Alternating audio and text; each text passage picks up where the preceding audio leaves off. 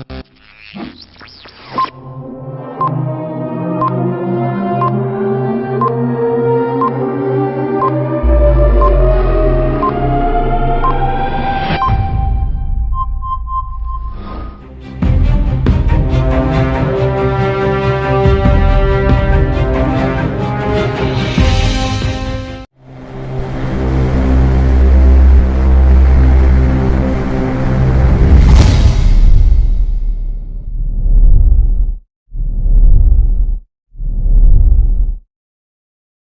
అంత్య దినాలలో అలనాటి పౌలును తలపించే పరలోక మర్మభరిత సందేశాలు 13 సంవత్సరాల చిన్ననాటి నుండి దేవుని స్వాధీనమై ప్రతి విశ్వాసీ బోధకుల స్థాయికి ఎదగాలనే హృదయభారం గల దైవజనులు కిరణ్ పాల్ గారు మనతో దైవ చిత్తం పంచుకోబోతున్నారు. ప్రతి విశ్వాసి పరిపూర్ణ సామర్థ్యతకై అపోస్తుల ప్రవక్తల పునాది, ప్రమాణ వాక్య ప్రకారమైన బోధ, వాక్యమును సరిగా విభజించు విధానం, ఆది సంఘ నియమము, సువార్తను గూర్చి మర్మము, వాక్య సారము, అంత్యకాల సేవా విధానం, శిష్యత్వము, పరిశుద్ధ వ్యక్తిత్వ నిర్మాణం. వాక్యం వింటుండగానే స్వస్థత పొందుతూ బోధకుల స్థాయి జ్ఞానంతో నింపబడుతున్నారు.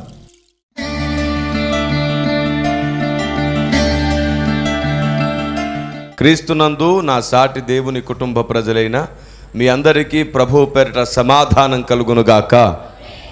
రండి, మనమందరం కలిసి దేవుని ఉద్దేశాలను ధ్యానం చేసుకుందాం. ప్రకటన గ్రంథము 1వ అధ్యాయము 1వ వచనం. యేసుక్రీస్తు తన దాసులకు కనుపరచుటకు దేవుడు ఆయనకు అనుగ్రహించిన ప్రత్యక్షత. ఈ సంగతులు త్వరలో సంభవింపనయ్యున్నవి. ఆయన తన దూత ద్వారా వర్తమానము పంపి తన దాసుడైన యోహానుకు వాటిని సూచించెను. యేసుక్రీస్తు తన దాసులకు కనపరుచుటకు దేవుడు ఆయనకు అనుగ్రహించిన ప్రత్యక్షత. అసలు ప్రకటన గ్రంథంలో ఏమున్నది? ప్రకటన గ్రంథం దేని గూర్చి చెబుతుంది? ప్రకటన గ్రంథంలో ఉన్న ముఖ్యాంశం ఏమిటి? ప్రపంచం దీన్ని తెలుసుకోవాలి. ఇటీవలి కాలంలో ఎక్కడ చూసినా సరే ప్రకటన గ్రంథం అంటే భయమండి, అందులో చాలా భయానకమైన సంగతులు ఉన్నాయండి. బైబిల్ చాలా స్పష్టంగా సెలవిస్తుంది, ఈ గ్రంథమును చదువువాడు, ఈ గ్రంథములో ఉన్న సంగతులను గైకొనువాడు ధన్యుడు. ప్రకటన గ్రంథం ప్రతి విశ్వాసి తెలుసుకొని తీరాలి. ప్రకటన గ్రంథం చదివితే సామాన్యుడికి అర్థం కాదు, నిజమే. ప్రజలందరికీ అర్థం చేయడానికి ఆనాడు పౌలు గారిలాగా దేవుడు ప్రతి తరంలో వ్యక్తిని లేవనెత్తుకొని అర్థం కాని సంగతులను బోధింపజేసి ఆ మర్మముల చేత సంఘాన్ని అలంకరిస్తున్నాడు. ఆమేన్. కాబట్టి ఈ విషయాన్ని మీరు గుర్తుంచుకోవాలి, ఎప్పటికీ మర్చిపోవద్దు. ప్రకటన గ్రంథం అర్థమవుతుంది. నీకు నీవుగా అర్థం చేసుకోలేకపోతే అర్థం చెప్పువాని దగ్గర నువ్వు అర్థం పొందుకోవచ్చు. ఆమేన్. ఈ విషయాన్ని మనం ఇంకా రాను రాను అర్థం చేసుకుంటాం. అయితే ప్రకటన గ్రంథం ఏం చెబుతుందంటే భవిష్యత్తును చెబుతుంది. జరగనయ్యున్న సంగతులు ఏమని రాయబడింది ఇక్కడ? ఈ సంగతులు త్వరలో సంభవింపనయ్యున్నవి అని రాయబడింది. అంటే ఈ ప్రకటన గ్రంథము భవిష్యత్తులో ఖచ్చితంగా నెరవేరే సంభవాలను తెలియజేస్తుంది. యేసే దేవుడు, బైబిల్ సత్య గ్రంథం అని నిరూపించడానికి భవిష్యత్ కాలం నిలబడబోతుంది. ఆమేన్. ఇప్పుడు అంటారేమో, చాలామంది భవిష్యత్తును ప్రవచించారండి, చాలామంది శాస్త్రజ్ఞులు భవిష్యత్తును గురించి చెప్పారు, చాలామంది స్వామీజీలు భవిష్యత్తును గురించి చెప్పారు, రకరకాల వారు రకరకాల సంగతులు చెబుతూనే వచ్చారు. కాలజ్ఞానంలో భవిష్యత్తు ఉంది, బైబిల్లోనే భవిష్యత్తు ఉందని మీరు ఎలాగూ చెప్పగలరు? వారు కూడా సత్యమే కదా. అప్పుడు ఈ భవిష్యత్తును మనుషునికి తెలియజేయువాడు దేవుడే, అది నిజమే. భవిష్యత్తులో 2 భవిష్యత్తులు ఉన్నాయి. ఒకటి కాలానుసారముగా కాలగమనములో దేవుడు ముందుగానే నిర్ణయించినవి, ఖచ్చితంగా జరుగునవి. మరికొన్ని వికృత భవిష్యత్తులు జరుగుతాయి. మొదటిదేమిటి? సుకృత భవిష్యత్, అనగా దేవుని నుండి కలుగునది. రెండవది వికృత భవిష్యత్తు, ఇది సాతాను వల్ల కలుగునది. అదేంటండి కిరణ్ పాల్ గారు, సాతాను వలన భవిష్యత్తు ఎలా కలుగుతుంది అని ఎవరైనా భావించవచ్చు. మీకు ఒక విషయం చెప్తున్నాను, వినండి జాగ్రత్తగా. దేవుని భవిష్యత్తు ఎలా ఉంటుంది అంటే ఇది ఇలా జరుగుతుంది, ఇది ఇలా జరుగుతుంది, ఇది ఇలా జరుగుతుంది అని దేవుడు తాను వచ్చి వాటిని చేస్తూ చెప్పడు, ఏం జరగబోతుందో చూస్తూ చెప్తాడు. కాలగమనంలో ఏం జరుగుతుందో దేవుడు చూస్తూ చెప్తాడు. అయితే సాతాను అలా కాదు, మనుషుల్ని వశపరుచుకోవడానికి దేవుడు చెప్పిన వాటిలో నుండే కొంత కాలాన్ని వికృతపరిచే ప్రయత్నం చేస్తాడు. ఉదాహరణకి మీకు 1-2 చెప్తాను. దేవుడు ఆల్రెడీ కొన్ని చెప్పేశాడు, వాటిని వీడు ఎలాగూ మార్చుకున్నాడో మీరు చెప్పండి. మొట్టమొదటి విషయం, దేవుడు ఏమన్నాడంటే సముద్రములు ఉప్పొంగుతాయి, భూకంపాలు కలుగుతాయి అని చెప్పాడు. తర్వాత వృక్ష సంపదలో చాలా విచిత్రమైనవి మనం బైబిల్ గ్రంథంలో చూస్తున్నాం. చాలా విచిత్రమైనటువంటి వృక్షాలు, వాటి వలన కలిగే వికృతాలు. సాతాను ఏం చేశాడంటే ఇలాంటి విషయాలు ఎరిగిన వాడే, దానియేలు కంటే గొప్పవాడు కదా, దేవుడు చెప్పిన భవిష్యత్తును ఎరిగిన వాడిగా ఏం చేశాడంటే వీడు భవిష్యత్తులో ఇలా జరుగుతాయని కొన్ని కల్పించాడు. ఎందుకంటే చేసేది వాడే కదా. ఎలా కల్పించాడు అంటే చెట్టు వంగుతుంది పాలిస్తుందని, లేదు అంటే పంది కడుపున ఏనుగు పుడుతుందని, ఇలా రకరకాల వికృత భవిష్యత్తును గూర్చిన ప్రస్తావన జరిగింది. అలా జరగడం వలన ప్రజలకేమైనా క్షేమమా, పోని ప్రజలకేమైనా నష్టమా? అటు క్షేమము కానీ నష్టము కానీ అనవసరమైన భవిష్యత్తు కాలంలోని సంగతులను ప్రస్తావించి నేను శక్తిమంతుడనే చూడుడి అని తనను తాను నిరూపించుకునే ప్రయత్నం చేస్తూ వచ్చాడు, కొందరు మంచి వాళ్ళను వాడుకొని. అయితే దేవుడు ప్రకటన గ్రంథంలో చెప్పిన సంగతులు అలాంటి సంగతులు కాదు, అటు ప్రజలకు అవసరం లేని సంగతులు కాదు, ఖచ్చితంగా అందరికి అవసరం. ఎందుకంటే ఈ సంభవాలు అందరినీ కదుపుతాయి. వడగండ్లు కురుస్తాయని రాయబడింది బైబిల్ గ్రంథంలో, కరువులు ఏర్పడతాయని రాయబడింది, భూకంపాలు ఏర్పడతాయని రాయబడింది, భూమిలో నుండి విచిత్రమైన జంతువులు బయటికి వస్తాయని రాయబడింది, నొసల్లయందు దేవుని ముద్ర లేని అనగా యేసు రక్తములో కడగబడిన వారు అందరినీ అవి కరుస్తాయని రాయబడింది. చాలామంది చావు కోరుతారంట కానీ చావు రాదు అని రాయబడింది. ఇది మనుషులందరికీ సంభవింపనయ్యున్న సంగతులు. ఏమండి, భవిష్యత్తులో కొన్ని ఏం జరగబోతున్నాయో కూడా సాతాను చూడగలిగాడు అంటే దేవుడు అక్కడ చెప్పి ఉంటాడంతే. ఈ భూమి మీద కొన్ని సంభవాలను ముందుగానే దేవుడు బయలుపరిచాడు, వాస్తవం అది. ఓ మాట చెప్పాను, ఏమిటంటే వీరభోగ వసంతరాయుడు వస్తున్నాడు అని. అది ఆ వ్యక్తి నోట పలకబడిన మాట. అయితే నేను దాన్ని వాడుకున్న ప్రతిసారి ఏం చెప్పానంటే వచ్చేవాడు సర్వశక్తిమంతుడైన దేవుడే అని కదా నేను చెప్పాను. వీర అంటే రాజు, భోగ అంటే ఆర్భాటము, వసంతుడు అంటే పెళ్లి కుమారుడు, వీరభోగ వసంత రాయుడు అంటే తీర్పు తీర్చేవాడు రాబోతున్నాడు. ఈరోజు ఓ విషయం చెప్తున్నాను, ఈ మాట అతని నోట దేవుడు పలికించలేదు. మరి కిరణ్ పాల్ గారు ఇన్నాళ్ళు మీరు ఎందుకు దాన్ని వాడారు? ఈ మాట దేవుడు పలికించలేదు, కానీ దేవుడు భవిష్యత్తులో ఇలా జరుగునని తలపెట్టినటువంటి ఆ కార్యం ఏదైతే ప్రకటన గ్రంథంలో ఉందో, ఇది ప్రకటన గ్రంథంలో రాయబడక మునిపే అక్కడ దేవదూతలతో దేవుడు మాట్లాడాడు. దేవదూతలకు తెలుసు, అప్పుడు వీడు కూడా విన్నాడు, పరలోకానికి వెళ్ళి వింటాడు వీడు కూడా చాలా విషయాలు. అందుకని తన సంతానము నోట దేవుడు ఆ మాట పలికిస్తాడని తెలిసి వాడు తన సంతానం నోట పలికించుకున్నాడు. ఇప్పుడు అది దేవుని మాటనా కాదా? కానీ ఎవరు పలకలేదని చెప్పాను నేను, అతనికి దేవుడు చెప్పలేదు అన్నాను. దేవుడు అతనికి చెప్పలేదు, కానీ మాట మాత్రం దేవుడిదే. ఎందుకంటే భవిష్యత్ కాలంలో వీరభోగ వసంతరాయుడుగా వచ్చేదెవరు? తాను తన సంతానముతో పలికించుకున్న మాటలు కూడా నెరవేరేటట్లు క్రీస్తు కంటే ముందే అంత్యబద్ధ క్రీస్తుగా ప్రత్యక్షమై అతన్ని నేనే అని చెప్పుకునే ప్రయత్నం అది. ఇలాగ కొన్ని సుకృత భవిష్యత్తులో ఉన్న సంగతులను వీడు వికృత భవిష్యత్తుగా వాడి కల్పితముతో లేదంటే వాడి చొరవతో దాన్ని మార్చడం జరిగింది. ఇలా భవిష్యత్తులో 2 రకాల ప్రస్తావనలు ఉన్నాయి.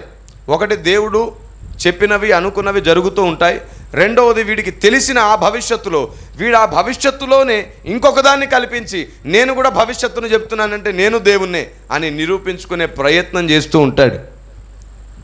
చాలామంది బాబోయ్ అతడు చెప్పినవన్నీ నెరవేరిపోతున్నాయి నిజంగానే అని చెప్పి అలా పరిగెడుతూ వెళ్ళిపోయారు. ఏమండి, అయితే అతడు కొన్ని ప్రపంచ ప్రజలు నష్టపోయే సంగతులు లాభపడే సంగతులు కూడా చెప్పాడు, ప్రజలకు సంబంధించినవి కాదని కాదు. అయితే అవి దేవుడు చెప్పలేదు అతనికి, అది నేను చెప్పే పాయింట్. ఈ విషయాన్ని అర్థం చేసుకోవడానికి మీరు ప్రయత్నం చేయండి. కాబట్టి స్వస్థతలు చేస్తేనే దేవుడు అనడానికి లేదు, ఎందుకంటే సాతాను కూడా స్వస్థతలు, భవిష్యత్తు చెబితేనే దేవుడు అనడానికి లేదు ఇప్పుడు, ఎందుకంటే వాడికి కూడా భవిష్యత్తు తెలుసు. దేవుని దగ్గర నేర్చుకొని తెలుసుకున్న విషయాలు ప్రకటిస్తున్నాడు అంతే, కానీ వాడికి అనుకూలంగా వాక్యమును కలిపి చెరిపేడు బోధ వాడిది. వాక్యమును కలిపి చెరిపిన దాన్ని ప్రక్షాళన చేసి మరలా నిలువబెట్టే బోధ మనది. దేవునికి స్తోత్రం కలుగునుగాక. ఆమెన్. కాబట్టి భవిష్యత్తు అనేది బైబిల్ గ్రంథంలో రాయబడింది, ముఖ్యంగా ప్రకటన గ్రంథంలో రాయబడింది. ఇందులో అత్యంత ప్రాముఖ్యంగా ప్రకటన గ్రంథ నెరవేర్పు ఎప్పుడు ప్రారంభమవుతున్నది అంటే రాజకీయపరమైన మార్పులు కలిగినప్పుడే ప్రకటన గ్రంథ నెరవేర్పు ప్రారంభమవుతుంది. అంటే స్పష్టమైన నెరవేర్పు గురించి చెప్తున్నా నేను. అందుకే క్రైస్తవుడు రాజకీయమును గూర్చిన అవగాహనలోనికి రావాలి. క్రైస్తవుడు రాజకీయాన్ని నడపగలిగినటువంటి జ్ఞానం గలవాడు అవ్వాలి. క్రైస్తవుడు రాజకీయాన్ని శాసించగలివాడు అవ్వాలి. క్రైస్తవుడు ఆనాటి ప్రవక్తలు రాజులను శాసించినట్లుగా ఆ స్థాయికి ఎదిగి తీరాలి. క్రైస్తవులు సువార్తను అడ్డగించాలనుకున్న చీకటి శక్తుల రాజకీయాలను కూకటి వేళ్లతో పెకిలించే స్థాయి అనుభవంలోనికి రావాలి. ఆమేన్. దేవుడు ఇలా కూడా సెలవిచ్చాడు. మీరు చూస్తారా, కొరింథీ పత్రిక మొదటి పత్రిక 12వ అధ్యాయము 28వ మాట నుండి చూద్దాం.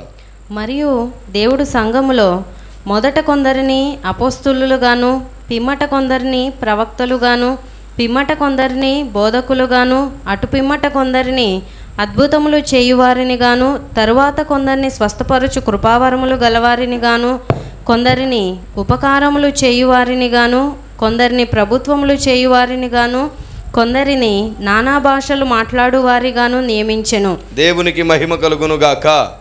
అక్కడ కొందరిని ప్రభుత్వములు, చెప్పండి ఇప్పుడు, దేవుడే కొందరిని ప్రభుత్వములు చేయువారిగా నిర్ణయిస్తున్నాడా లేడా? అంటే క్రైస్తవుల్లో కొందరు ప్రభుత్వం, విదేశీ రాజకీయాలలో అధిక శాతం క్రైస్తవులు కూర్చొని ఉన్నారు. Praise the Lord. ఇది వాస్తవమా కాదా? క్రైస్తవుడు రాజకీయాల్లోనికి రాకూడదు అనేది కరెక్ట్ కాదు. క్రైస్తవుడు రాజకీయాల్లో ఉండవచ్చు. దేవుడు నియమించిన వాడు క్రైస్తవుడై సంఘమై దేవుని చిత్తం చేస్తున్నట్లుగానే దేవుని చేత నియమించబడిన వాడు రాజకీయాల్లోకి వస్తాడు. దేనికోసం వస్తాడు? దేవుని సంకల్పం నెరవేర్చాలి అంటే సువార్తకు అడ్డు తొలగాలి. రెండవది, మనుషుల ఆలోచన విధానాల్లో మార్పు రావాలి. మూడవది, దేవుని వాక్యం ప్రబలాలి ప్రజల్లో. లోకములో అన్యాయం చలామణవుతుంది, లోకమంతా చీకటి గమ్ముతుంది, లెమ్ము తేజరిల్లుము అని రాయబడింది. సువార్త ద్వారా మాత్రమే మార్పు వస్తుందనుకుంటున్నారా ఈ చివరి దినాల్లో? సువార్త ద్వారా మాత్రమే కాదు, సామాజిక హక్కులను కాపాడుకునే ప్రయత్నంలో న్యాయాన్యాయాలను పరిశీలిస్తూ ప్రకటించే స్థాయిలో కూడా అనేకులు జ్ఞానం పొందుతారు, వెలుగు పొందుతారు. దేవునికి స్తోత్రం కలుగునుగాక.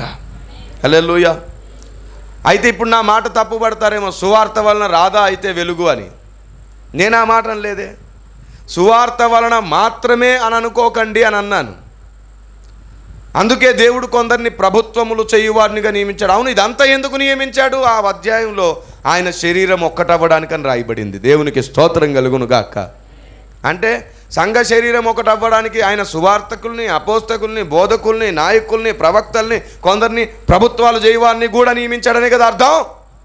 దేవుడు లేవనెత్తుకున్న వారిని ప్రతి తరంలో ద్వేషిస్తూ వచ్చారు. దేవుడు వాడుకునే వ్యక్తిని ప్రతి తరంలో తృణీకరిస్తూనే ఉన్నారు జనాలు. దేవుని స్వరాన్ని వినలేని గొర్రెలు తోడేళ్ళై దేవుడు ఎన్నుకున్న వానిపైన బురద జల్లుతూనే ఉన్నారు. ప్రతి తరంలో అది జరుగుతూనే ఉంది.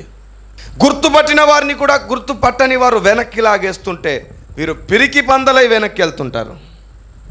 అందుకే పిరికివారు పరలోక రాజ్యానికి రారని. ఎందుకన్నా ఈ పిరికివారు సత్యం పక్షాన్ని నిలబడలేని పిరికివారు, సత్యంతో ఉంటే అవమానం ఉంటుందని, నిందలు ఉంటాయని, ఇబ్బందులు ఉంటాయని భయపడే పిరికివారు. నా నిమిత్తము నిందించబడండి అన్నాడు దేవుడు, నా నిమిత్తము శ్రమను అనుభవించండి అన్నాడు. దానికి ఇష్టం లేని వాడల్లా పిరికివాడే. గత 3-4 సంవత్సరాలుగా చెబుతూనే ఉన్నాను, సత్యముతో వాసం, శ్రమకు ఆహ్వానం. సత్యముతో ఉండాలంటే ధైర్యం ఉండాలి. అందుకే నా ప్రార్థన డైరీలో చాలా స్పష్టంగా గాయపరచుమయ్యా, ప్రతిదినం నన్ను గాయపరచుమయ్యా అని రాసుకున్నాను. నువ్వు గాయపరచడం ఆపేస్తే సుఖపడతానేమో, గాయపరుస్తూ ఉండు. టెన్షన్ పెట్టు, నన్ను అటెన్షన్గా ఉండడానికి టెన్షన్ పెట్టు. గుండె మండించు, పరిగెత్తించు, నన్ను నిదానంగా ఉండనివ్వకు. నీ కొరకు నన్ను బ్రతకని, నీ ఇష్టం జరిగించని. Praise the lord. కాబట్టి దేవుడు ఎన్నుకున్న వాడిని మొదటి నుంచి ఇప్పటి వరకు తృణీకరిస్తూనే ఉన్నారు. ప్రజలు గుర్తుపట్టాలి. ఒకే బాణీలో పరిగెత్తింది క్రైస్తవ్యం. ఈరోజు ఈ విషయాలు చెప్తే కొత్తగా అనిపించి చెప్పిన వారిని ద్వేషించేస్తుంది క్రైస్తవ్యం. ఇదేమి క్రైస్తవ్యం? ప్రకటింపబడిన సంగతులు బైబిల్ ప్రకారంగా ఉన్నవా లేవా అనే ఆలోచనలోనికి రండి. Praise the Lord. ప్రకటన గ్రంథములో ఉన్న సంగతులను గైకొనువాడు ధన్యుడు. ఎవరికి ఆ విషయాలు తెలియపరచబడతాయి? మరి ఇలా ప్రతిదాన్ని అపార్థం చేసుకుంటూ క్రైస్తవుడు అది చేయవచ్చా, ఇది చేయవచ్చా, అలా ఉండవచ్చా, ఇలా ఉండవచ్చా అని ఎద్దేవా చేయడానికి ప్రశ్నించేవాడికి ఏవి బయలుపరచబడవు. క్రైస్తవుడు ఇలా ఉండమని బైబిల్ ఏమైనా చెప్పిందా? బైబిల్ వాక్యంలోని ఉద్దేశాలు వాటికి సహకరిస్తున్నాయా అని చూసుకొని సహకరిస్తే అందరూ సపోర్టివ్గా నిలబడాలి. అతడు ఏ మినిస్ట్రీలో వాడైనా, ఏ సంస్థ వాడైనా, అతడు ఏ దేశం వాడైనా, ఏ రాష్ట్రం వాడైనా, ఏ జిల్లా వాడైనా అనవసరం. అతడు వాక్యానికి సంబంధించిన మనిషి అయితే నిలబడి తీరాల్సిందే. ఆమేన్. దేవుని ప్రజలారా, ఏ భేదము లేకుండా ఒకటై మనం పని చేస్తేనే శరీరం అవుతాం. అలా ఒక్క శరీరం అవ్వడానికి దేవుడు కొందరిని సువార్థికులుగా, నాయకులుగా, కాపరులుగా, బోధకులుగా, అపోస్తులుగా, ప్రవక్తలుగా, స్వస్థపరిచేవారిగా, ఇలా ఉపకారం చేసేవారిగా అని చెప్తే ఏమన్నాడు? కొందరిని ప్రభుత్వములు చెయ్యువారిగా. నువ్వే నిర్ణయిస్తావు. నువ్వెందుకు ప్రభుత్వం చేస్తున్నావు? దేవుడు నిర్ణయం చేస్తే నువ్వెందుకని అడగకూడదు. నువ్వు ఈ వచనం ప్రకారం అతన్ని దేవుడు నిర్ణయించి ఉంటాడు, అతడి సామర్థ్యత అది అని భావించాలంతే. క్రైస్తవ ప్రపంచమా, క్రైస్తవులు ఇటీవలి కాలంలో రాజకీయాల్లోకి అడుగు పెడుతున్నారు. కారణం ఏంటో తెలుసా? సమాజానికి పట్టిన చెదలు దులపడానికి, లంచగుండి రాజకీయతనాన్ని మార్చడానికి, నిజమైన రాజనీతి శాస్త్రమును అవపోషణ పట్టి బైబిల్ ద్వారా నిజమైన నీతిని స్థాపించడానికి రాజకీయాల్లోకి వస్తున్నారు. ఆమేన్. అసలు రాజకీయం ఎందుకు చేస్తారు? దేనికోసం నాయకులు ఉండాలి? ప్రజలు కట్టిన ట్యాక్స్ని ఒకచోట చేర్చి మరలా సమాజ శ్రేయస్సు కోసమే దాన్ని వాడుతూ, ఆ వాడుతున్నటువంటి పరంపరలో తమ అవసరతలకు కూడా తాము జీతాన్ని తీసుకోవాలి. రాజకీయ నాయకుడికి స్పెషల్గా ఎందుకు మరి లంచాలు? ఈనాడు రాజకీయంలోకి ఎందుకు వస్తున్నారంటే ఒక టాక్, వెనకాల డబ్బులు వేసుకోవడానికి. కానీ ఒకనాటి రాజులు రాజకీయాలు ఎందుకు జరిగాయి? ప్రజలను పరిపాలించడానికి, ప్రజలకు శ్రేయస్సు చేయడానికి, వచ్చిన డబ్బులను సక్రమంగా ఖర్చు పెట్టడానికి. ప్రజల డబ్బు ప్రజలకే అనే మాట ఉంది కదా రాజకీయంలో. ఎందరో స్వార్థపరులైనటువంటి వారి చేతుల్లో రాజకీయం ఉంది. అయితే నిస్వార్థపరుల రాజకీయంలో పాపం ఇప్పటికీ చాలామంది ఒకనాటి దినాలు ఎమ్మెల్యేలు గాను, ఏమండి ఎంపీలు గాను ఉండి ఇప్పటికీ సొంత ఇల్లు లేని వారు ఎందరో ఉన్నారు. సైకిల్ పైనే తిరుగుతూ ఎమ్మెల్యేగా ఉన్న వ్యక్తి ఉన్నాడు. ఏమండి ఇప్పుడు అతను ఎన్నుకోరు జనాలు, ఎందుకంటే డబ్బులు పంచలేడు కాబట్టి. కానీ ప్రజల డబ్బు ప్రజలకు పెట్టే నాయకుల్ని ఎన్నుకోలేకుండా ప్రజల డబ్బులు తినే నాయకులను ఎన్నుకునే దౌర్భాగ్య స్థితి దాపురించింది. నేను ఎవరిని ఉద్దేశించట్లేదు, పద్ధతి ఇలా ఉందని చెప్తున్నాను. మరి క్రైస్తవుడు చూస్తూ చూస్తూ ఊరుకోవాలా? యాక్షన్ తీసుకోవాలా? మనకెందుకండి రాజకీయాలంట? ఇదిగో కొందరిని రాజకీయం చేయడానికి కూడా దేవుడు ఎన్నుకున్నాడు, ప్రభుత్వములు చేయుటకు. దేవునికి స్తోత్రం కలుగునుగాక. అందుకే సరిగా గైకొనండి బైబుల్ని. దేవుడు ఎవరికి తన సంగతులను బయలుపరుస్తాడని రాయబడిందో తెలుసా? ఇక్కడ చూడండి, యేసుక్రీస్తు తన దాసులకు కనుపరుస్తాడంట. దాసుడు అంటే ఎవరు? ఒక యజమానుని చేతి కింద ఉండువాడు దాసుడు. దాసుడన్న ప్రతిసారి పాస్టరే అనుకోకండి. ప్రతి పాస్టర్ దేవునికి దాసుడు కాదు. ఆ మాట నేననలేదు, బైబులే చెప్పింది. ఇప్పుడు మనం కొన్ని విషయాలు చూద్దాం. కొందరు దేవునికి దాసులు కాకుండా మనుషులకు దాసులుగా ఉన్నారు. కొందరు ఆచారాలకు లోబడి దాసులు అయిపోయారు. కొందరు సిరికి దాసులు అయ్యారు. కొందరు అధికారానికి దాసులు అయ్యారు. చూడండి ఒకసారి మీరందరూ కూడా మత్తయి సువార్త 6:24లో ఆ మాట రాయబడింది. ఎవడును ఇద్దరు యజమానులకు దాసుడుగా నుండనేరడు, అతడు ఒకని ద్వేషించి ఒకని ప్రేమించును, లేదా ఒకని పక్షముగా నుండి ఒకని తృణీకరించును. మీరు దేవునికిని సిరికిని దాసులుగా నుండనేరరు. చూసారా ఎన్ని విషయాలు రాయబడ్డాయి ఇక్కడ. మొదటిది, ఎవడు ఇద్దరు యజమానులకు దాసుడుగా ఉండనేరడు. ఇప్పుడు అంటారేమో, నేను నీకే దాసుని ప్రభువా, నీ సేవే చేస్తున్నాను. అవునా, నీవు ఆయన సేవే చేస్తున్నట్లయితే ఇక్కడ రాయబడింది, అతడు ఒకని ద్వేషించి మరి ఒకని ప్రేమించును. అయితే ఇక్కడ ఇంకో పదాన్ని చాలా స్పష్టంగా రాయబడింది ఎలాగూ, లేదా ఒకని పక్షముగా నుండి మరి ఒకని తృణీకరించును. మీరు దేవునికిని సిరికి దాసులై ఉండనేరరు. ఇప్పుడు చెప్పండి, కొందరు డబ్బు కోసమే సేవలోకి వచ్చారా లేదా? కుటుంబ పోషణ కోసమే. డబ్బుని వెనకేస్తే ముంగటేం కనబడిద్ది? పరిచర్య. ఉన్న రూపాయి కూడా వెనక నుండి ముందేస్తే మార్గం ఏర్పడి ఎదుగుతూ వెళ్తాం. Praise the Lord. అయితే నేను అందరిని అనట్లేదు, దయచేసి ఇది గమనించాలి. అనేకులు త్యాగపూరితమైన సేవకులు సభలు పెట్టిస్తూ వాక్యం అందింపజేస్తూ ప్రజల్ని వాక్యం వైపు తిప్పాలనే ప్రయత్నం చేస్తున్న ఎందరో రోషం గల యోధులు ఉన్నారు. ఇల్లే గడవదు కానీ సువార్త ప్రకటిస్తూ ఉంటారు వీధుల్లో సభలు పెట్టి. అలాంటి మహాభక్తులందరూ ఉన్నారు. ఇంకా వారందరూ క్షేమంగా ఉండి సౌభాగ్యమునందుదురుగాక. చాలామంది ధనమునకు దాసులై ఉన్నారు. దేవునికి ఎలా దాసులవుతారు వారు? నేను ఒక మాట అంటాను, అపోస్తలులు ఏ ఫండ్ రేస్ చేయలేదు, వారు బోధ చేస్తూ ఉన్నారు. విని ప్రజలు వస్తున్నారు ఇస్తున్నారు. చరస్థిర ఆస్తులు అమ్మి తెచ్చి ఇచ్చారు. ఆమేన్. సిరికి దాసులైతే కుదరదు, దేవునికే దాసులు అవ్వాలి. దేవుడే మనకు యజమాని అవ్వాలి. కొరింథీయులకు రాసిన పత్రిక మొదటి పత్రిక 7వ అధ్యాయం 23వ మాట, మీరు విలువ పెట్టి కొనబడిన వారు గనుక మనుషులకు దాసులు కాకుడి.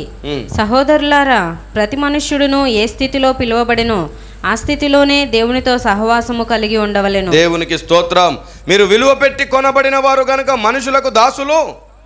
నేడు సేవకులు ఇంకా మనుషులకు దాసులై ఉండి ఆచారములలో చిక్కుకొనిపోయి వారు తప్పుడు ఆచారాలు చేస్తుంటే ఆపలేక, ఆపితే అలిగి మరలా రారేమోనని భయపడి, కనీసం సంఘంలో బోధలోనైనా చెప్పడం చేతగాక ప్రస్తుత లోక మర్యాద అంతా సంఘంలో జరిగిపోతుంది. తప్పుడు పద్ధతులు. ఏమండి చూడండి, చాలా స్పష్టంగా ఇక్కడ ఇలా రాయబడింది, మీరు విలువ పెట్టి కొనబడిన వారు విలువలేని పనులు ఎందుకు చేస్తున్నారు? మనుషులకు దాసులు కాకుడి. ఇదే మాట గలతీ 1:10లో పౌలు గారు ఏమన్నారు? నేను మనుషుల మెప్పు కోరువాడనైతే క్రీస్తు దాసుడను. ఆ మాట ఎంత స్పష్టంగా అన్నాడు. ఈరోజు మనుషుల మెప్పులు కోరి మనుషులు రారేమో అని చెప్పి అన్నిటిలో కూడా ఆచారాలను జొప్పింపజేస్తున్నటువంటి దౌర్భాగ్య పరిస్థితి ఎందుకు దాపురించింది చూడండి ఒకసారి. ఇప్పుడు నేను మనుషుల దయను సంపాదించుకొన చూచుచున్నానా? దేవుని దయను సంపాదించుకొన చూచుచున్నానా? నేను మనుషులను సంతోషపెట్టుకోరుచున్నానా? నేను ఇప్పటికీ మనుషులను సంతోషపెట్టువాడనైతే క్రీస్తు దాసుడను కాకయే పోవుదును. Praise the lord. క్రీస్తు యేసు తన దాసులకు కనపరుచు ప్రత్యక్షత. దాసుడు అంటే ఎవరు? లోకానికి కానీ మనుషుల ఆచారములలో కానీ దేనికి కానీ లోబడిపోక దేవుని అధికారమైన వాక్యమునకు మాత్రమే దాసుడై, దేవునికి మాత్రమే సొంతమై దేవుని అధికారంలో ఉండేవాడు, దేవుని చిత్తమే పరమావిధిగా బ్రతికేవాడు దాసుడు. దేవుడు అనుకున్నది భూమి మీద చేసేవాడు దాసుడు. వేటిలోనో చిక్కుకుపోయి తాను చేస్తుందే దేవుని సేవ అని భ్రమపడ్డం కాదు, దేవుడు సంతోషపడే సేవ చేసేవాడు దాసుడు. Praise the Lord. అప్పుడు దేవుడు మర్మములను బయలుపరుస్తాడు. ఎందుకంటే దేవుడే మనకు యజమానిగా ఉన్నప్పుడు మనం ఆయనకు భయముతోను భక్తితోను ఉంటాం. అందుకే కీర్తన 25:14 ఏముంది చూడండి ఒకసారి. యెహోవా మర్మము ఆయన యందు భయభక్తులు గలవారికి తెలిసి ఉన్నది. దేవునికి స్తోత్రం.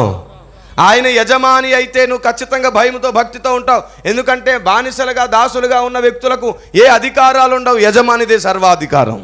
మొదటి పత్రిక కొరింథీ పత్రిక 14వ అధ్యాయం 11వ మాట, మాటల అర్థము నాకు తెలియకుండిన ఎడల మాట్లాడువానికి నేను పరదేశినిగా ఉండును, మాట్లాడువాడు నాకు పరదేశిగా ఉండును.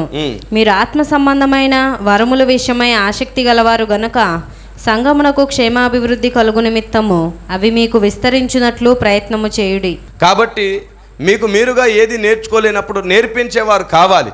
దాసుడికి నేర్చుకునే స్వభావం ఉంటుంది.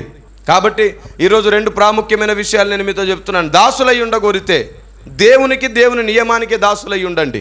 Praise the Lord. దేవుడు మీకు తోడైండును గాక. ప్రార్థన చేసుకుందాం. దయగలిగిన మా ప్రభువా, అత్యంత స్పష్టమైన రీతిలో మీరు మాకు ఇచ్చిన ఈ సందేశం కొరకు వందనాలు.